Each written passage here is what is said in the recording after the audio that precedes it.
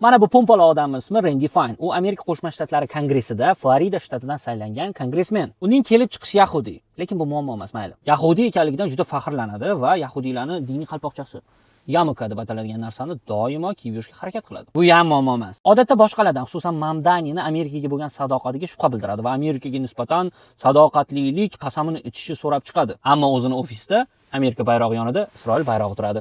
Amerikada o'tayotgan va xususan demokratlar yutgan saylovlarni yolg'onchilikda yoki soxtalashtirilganlikda juda ko'p ayblaydi. Lekin o'zi Floridada bemalol boshqa kongressmenlarning o'rnidan ovoz beradi.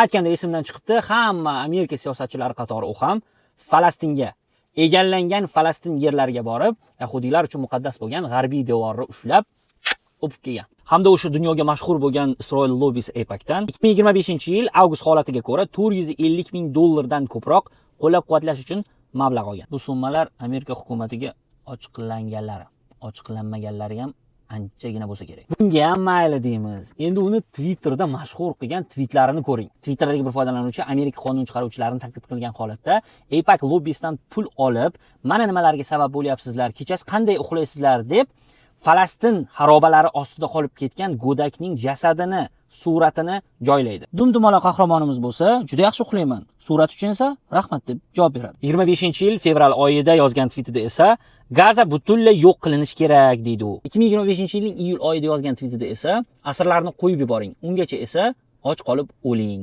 deb yozadi. Bugun esa pompalog'im shunday tweet yozdi. Agarda bizni majbur qilishsa, musulmonlar va itlar orasidagi tanlov qiyin tanlov bo'lmaydi.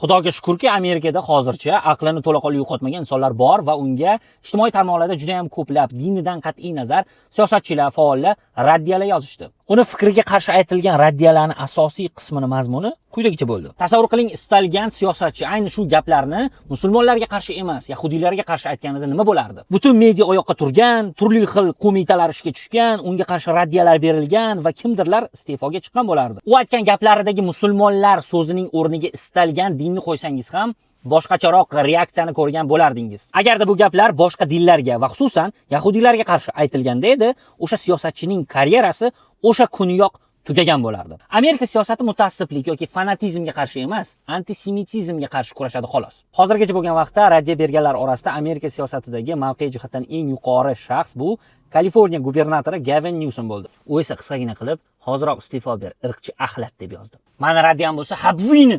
Ammo asosiy mainstream media bu haqda gapirmayapti. Istalgan shaxsning kelib chiqishidan qat'iy nazar, millatchilik, irqchilik, diniy ajratish bularning barchasi eng isqirt narsalar. Videoni tarqating. Zero dushmanimizni tanib olaylik.